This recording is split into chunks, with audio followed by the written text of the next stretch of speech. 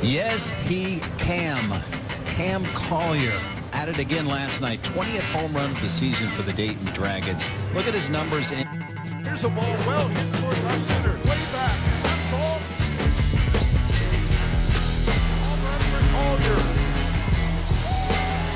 What is up? Welcome to Moneyball. This is Donovan D. Money Scott, and I am honored tonight to have with me Mr. Cam Collier. What's up, my man?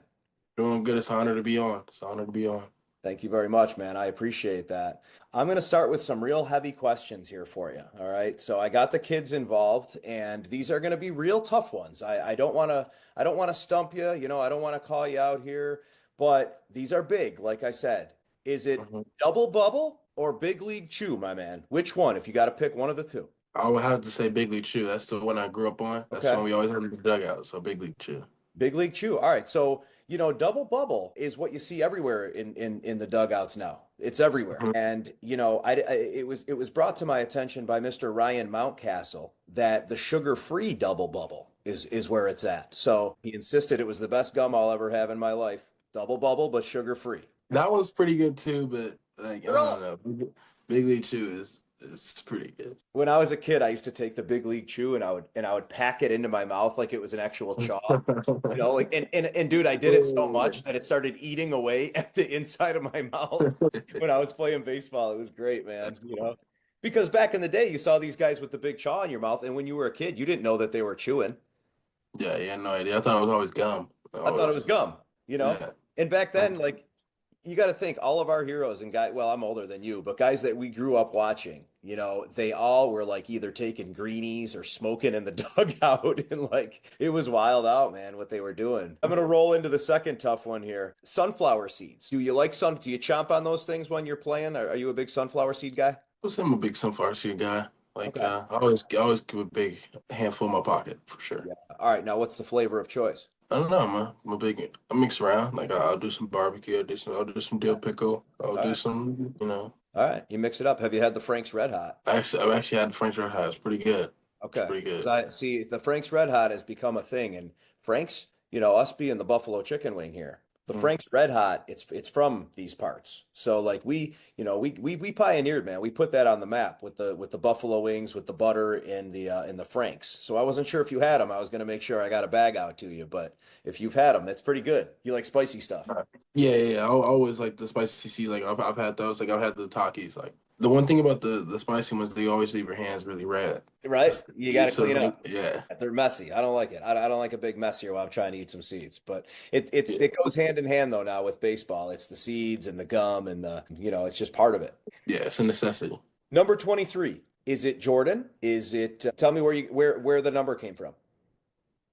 Honestly, I started wearing number 23 because it was my dad's number. Okay. And I used to wear 6 because it was his numbers. I wore 6 for a really long time, and then I think when I got a little bit older, I transitioned to 23. But both my numbers were basically just from my dad. Okay. And your dad played pro ball, right? Yeah, he played. Lou. Yes. He played in the majors. Yeah. Okay. And then he bounced around a little bit, I think, though, right? Yeah, he played for a good amount of teams, and then he played 1 year in Korea, I think. Okay, that's what I read. I knew it was somewhere, yeah. And I mean, he may have actually picked 23 because of MJ back then. Honestly, the way I hear him talk about him, he probably did. Right? Yeah, he honestly probably did. That's always the ongoing debate between, you know, the old heads and cats like you is LeBron versus MJ. And if you had a chance to be around and watch MJ do his thing, right, you know, you'd say MJ. But now watching LeBron do his thing, it's LeBron. Both amazing athletes, but right, you can make an argument for either one of them. Now, are you a Chicago kid? Is that what I saw? But then you said Georgia. Yeah, so I grew up in Chicago. Like I lived there from preschool through 8th grade, and then okay. I moved to Georgia. And you moved to Georgia. Okay. And what brought you to Georgia? Was that dad playing ball in that, or? I was my sister was going to college out here, and we wanted to be closer to her. You know, get out of that Chicago cold. Yeah. Well, trust me, man. I'm in Buffalo, and I'm dealing with it right now. We got about 2 feet of snow outside, and school's been closed for 2 days, and my kids are running around driving me crazy, and that's just it. But yeah, Chicago and the Windy City and the cold, and Chicago's got a lot of good food. They got a lot of good hip hop coming out of there now. They got a lot of good stuff coming out of Chicago, so it's not a bad town. But where in Georgia are you? I'm in Hiram, Georgia. It's like an hour out of Atlanta. Yeah. Okay. Okay. Now, when you grew up, Cubs, Sox, Braves, which one? Really, I really wasn't. I always say this. I really was never a fan of teams. I was always a fan of players. Okay. And then when it would get to the playoffs, I would just become a fan of the team I wanted to win the World Series. Yeah, kind of a chameleon, right? Like you'd assimilate. Yeah, Yeah. Yeah, I got yeah, you. Who were your players growing up, man? Like who are guys that really inspired you, that you said, "Hey, I want to play ball." yeah. Like of course, my dad. First off, Shout we would out, always shout out, watch. Dad. Shout out, Dad. Shout out that always, and then being from Chicago, being able to go see Tim Anderson every other day at White Sox Stadium, that was a great thing to see, like going to see him play. So you were on the And south. You were on the south side. yeah, I would always go to White Sox games. I didn't go to too many Cubs games, but I went Okay. to a decent amount of White Sox games and went to Okay. go All right. see Sorry. them Go play. ahead. And then I would say, watching Acuna, like when Acuna was first coming up, like I was moving to Georgia, I was watching a lot more baseball. So like those two guys, just watching them, Guy. really got me more excited. That's my guy. And it seems, and I may be mistaken, but it seems like you got a little relationship with Money Mike. Is that something you guys talking? Does he mentor you at all, or do you know him? Yeah, I work out. I work out with Mike every day all season. I would say he's one of my mentors. Like I look up to him, seeing what he's doing out there, playing at the level he plays at, and then the type of guy he is. Like he's one of the best people I've ever met, and he's one of the best baseball players I've ever met too. So just looking up to him, asking him any questions, man, it's been a blessing for me. Dude, I'll tell you what, I share that sentiment with him. I was fortunate enough, to meet him a couple of times. Like I said, just kind of, hey, how you doing? And he was real cool with the kids and gave him a Moneyball hat and stuff. But Money Mike, man, he just the way he composes himself, right? The way he plays the game, no half stepping, right? I mean, he came out rookie of the year and then to come back and battle through that injury. And he was batting like what, two low twos, whatever. He ended the season almost 300. I agree with you. He's utmost competitor and somebody you really want to look up to. Yeah, he's a dog. You know what I'm saying? That outfit is scary for sure. That outfit is scary. Who would you say you kind of base your game after? And listen, Cam Collier is Cam Collier, you know what I mean? And you have your own style. You're going to make a crazy name for yourself, man. Like the future is so bright. I love the way you play baseball. But who would you say kind of your game most resembles or if you could play like someone that you'd want to emulate? I would say like I've been, you hear the same things over and over, especially as I get in the pro ball. They say they compare me always to Rafael Devers, same body type, left-handed third base, left-handed hitting third baseman. You hear that all the time. But when I was growing up, my dad always would be like, "Hey, like man, you remind me of Michael Brantley." Michael Brantley. Yeah. I used to watch a lot of Michael Brantley because man, he is an amazing hitter. He had an amazing career. Yep. So I would just say, Underrated. yeah, really underrated. A lot of All Stars, couple World Series, pretty good player. Bro, I remember Brantley, he would always be that guy that nobody saw coming, right? They'd pitch around somebody to go to Brantley, and that was a mistake. They'd pitch around Yeah, somebody and Brantley would light him up and he'd be like, "Yep, okay." And he was always underrated. You're right. I mean, he made a couple All-Stars and stuff like that, but he was never nobody ever talked about him. right. And I think he had a few injuries. Maybe his career was cut short because I think he's done now, isn't he? I don't know if he's still playing. Yeah, I think he retired a couple years ago. Yeah, yeah. So you guys are doing your thing out in Cactus League there. You're out in Arizona, right? As far as the Reds go. Yeah, How did it look for you guys? You went out for a week or two, and then you're going to get a little bit of time to kind of regroup, and then you're going to go back out? yeah. We had probably like a little camp type deal. Go out there, get on the dirt, go work out at the home base. Yeah, Go see the coaches, and then yeah, we'll be going back for spring training pretty soon, but ramping up, ready to get camp started. yeah. Yeah, and how's it been, man? Like, how are you assimilating with all the guys? I mean, now you're kind of, I wouldn't, veteran, but 2022, right? That's when you were drafted. If I'm not, am I right? No, 2022? yeah, totally right. Yeah, like all the guys I've met, like we're boys now. Like Yeah, we've been together for 2 years now, especially all the guys I got drafted with. Like they're kind of family to me, and just building bonds with them. Building yeah. stories. It's been exciting. It's been a really fun journey. Yeah, that's cool, man. A lot of these younger guys that got drafted 23, 24 is who I've Mhm. been spending a lot of time interviewing, and they're just getting to that point. Like Cam Collier was there 2 years ago, when you were the new kid on the block, and it's a little intimidating, right? And you roll up and you're new and Well, at the time you were what, 18, 19? Yeah, I was 17. Oh, you were 17 17. years old, man. So a 17, little yeah. different, you know. Man, that had to be real tough. But obviously, you know, your perseverance and your personality, I can tell you probably had no problem fitting in and doing your thing. But what advice would you have for these guys? Man, like when you first get drafted, you may or may not get a little bit of taste of your first professional action, good or bad. You need to go into the off season and, like you said, be a sponge. Like, go to the people you trust, go to the people you work out with, and just try to learn as much as you can, and try to just get as better as you can that off season, because that next year, that's when you're gonna see them dogs. You're gonna see some guys you never faces for in your life. So I always tell people, like, go into that off season really hard, because that's what I learned. Like, that's what I learned, that next upcoming season, you got to go into the offseason really hard, get better, and can't really slack. So I would just say go Yeah, get in the gym, get better. just keep going, keep grinding, right? Yeah. What will you do in the off season? What's kind of your routine? I mean, are you somebody who goes real hard, or do you give the body a little bit of a break? You know, or is it more mental? Like, do you do some meditation, some mental stuff, or is it a mixture of everything? So like I always do, like this year I got home pretty late, so I really think I went like 1 week, and then got right back into it. But yeah, it usually consists of like first couple weeks, like we do this thing with the Hill Boys. We're on the hill, running hills. Okay. Our group will run hill at one of my coaches' properties, and we'll run there for about I think about 3 weeks to a month. No hitting, just running, throwing, Just up and and down that coming hill. Just up and down the hill. up and down the hill around it, just running, doing drills uphill. And then I think after like the third or fourth week, we'll start incorporating hitting. We'll be hitting the cage. We'll be doing some defense. We'll be doing some throwing, and then we go every day. Most of the time, we go every day. No set off day, and we just continue with that until spring training. Like and then around January, around December, late December, when we get on the field, and now we're seeing ground balls off the dirt, ground balls off the turf. We're making game speed moves and stuff like that. Yeah. Yeah, no, man. Well, listen, from what I've seen, you know, of you, first of all, congratulations on last season, bro. I mean, you mashed, you know, you had a you Thank had a you. good year. That power, I think that, you know, that's only going to get, you know, whether it's gym or whether, you know, working out or if it's just seeing the ball better or just getting used to different speeds and things like that.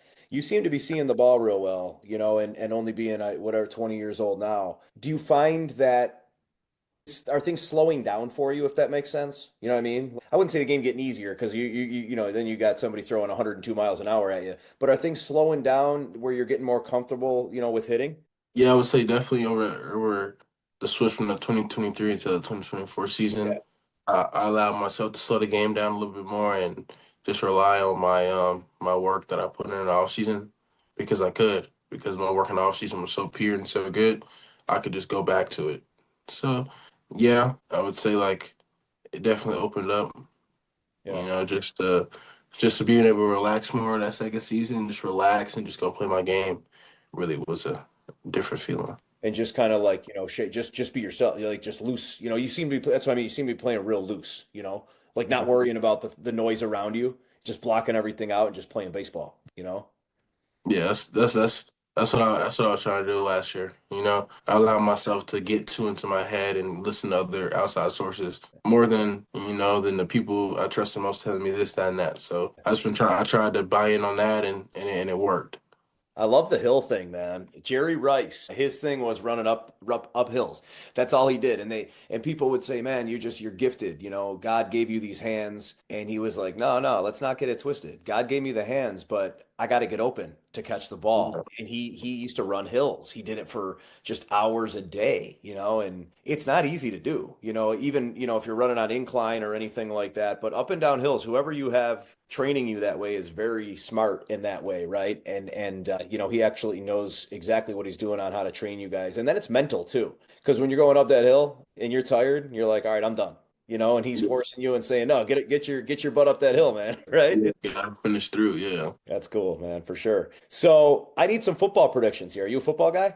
big football guy. Big football guy. I'm in Buffalo, New York, right? I mean, I got my boy Josh doing his thing right now, and the town's pretty hype right now, man. Tell me, what are your thoughts? Give me predictions for Bills Chiefs, and give me predictions for Commanders Eagles. I'll say with the Commanders and Eagles, I'll say I think the Eagles take that cake. Saquon Barkley, he's just too dominant for that team right now. They That made a dude's a good dog. run. He's doing things that are just ridiculous. They can't stop him. So, but with this Buffalo Chiefs game, this is gonna be like one of those thrillers. Like I don't know how long ago, but maybe 3 years ago, like that down to the wire game. Don't even say the 13-second game. I'm Yeah, gonna hang this up right now. yeah, the game. Buffalo is all right. So you're a football guy. You know, in the early 90s, we went to the Super Bowl 4 times.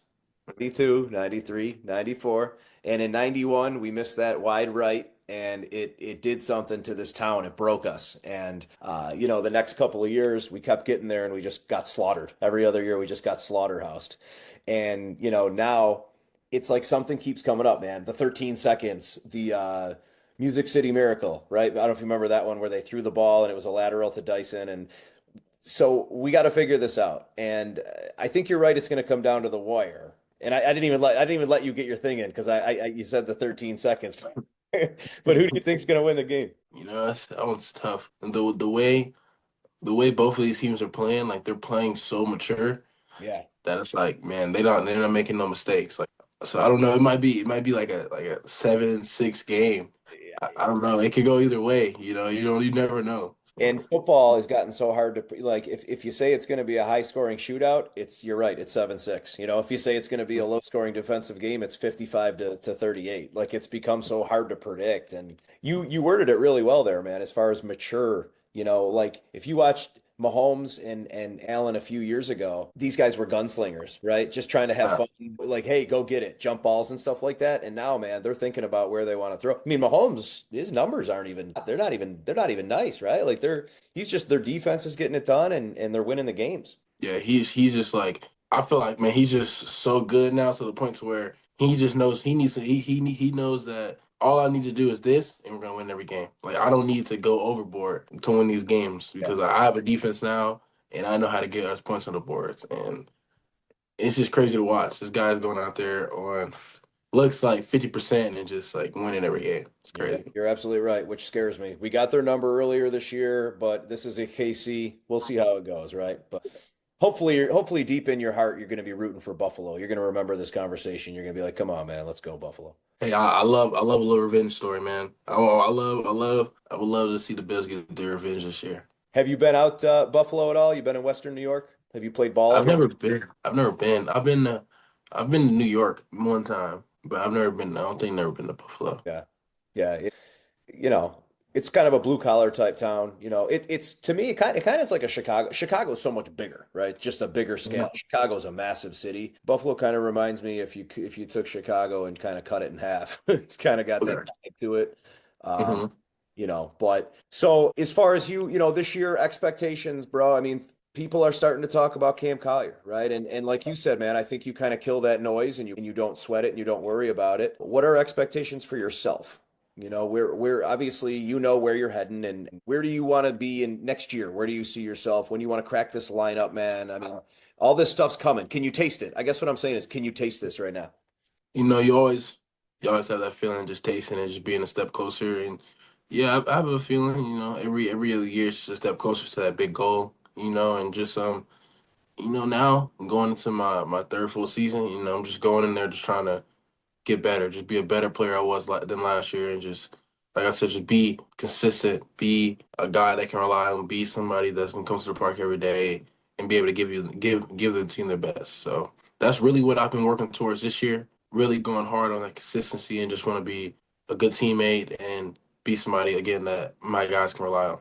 Cam, players like you are exciting. You're bringing, baseball's taken some criticism over the last X amount of years. They did a great job with changing some of these rules, with the stolen bases. Listen, I want to go to the game. I want it to speed along a little bit. It got to the point you don't want to go to the games and see a bunch of old people in the stands. You know what I mean? Like traditionalists might complain, man, but kill that noise. Like we want to see excitement. We want to see that thrill. And MLB's really done a good job of that. So, you are someone who fits that criteria perfectly, man. You're exciting to watch. You're fast. The plays you make, 3-1, man, just zipping that thing over there. Fundamentals. You're doing it right. And I just want to tell you that you're really fun to watch, man. A lot of respect for what you're doing. Me and my boys love watching you. And, it's just for years to come, you're going to be playing ball. So I'm stoked. I'm stoked to follow your career. And I wish you nothing but the best, man. Thank you so much. Thank you. No, you got it. And thanks for joining Moneyball. Hopefully, you're now a fan of Moneyball. We'll keep in touch for sure. And thanks for taking the time with us. Yes, sir. Thank you for having me on. All right, my man.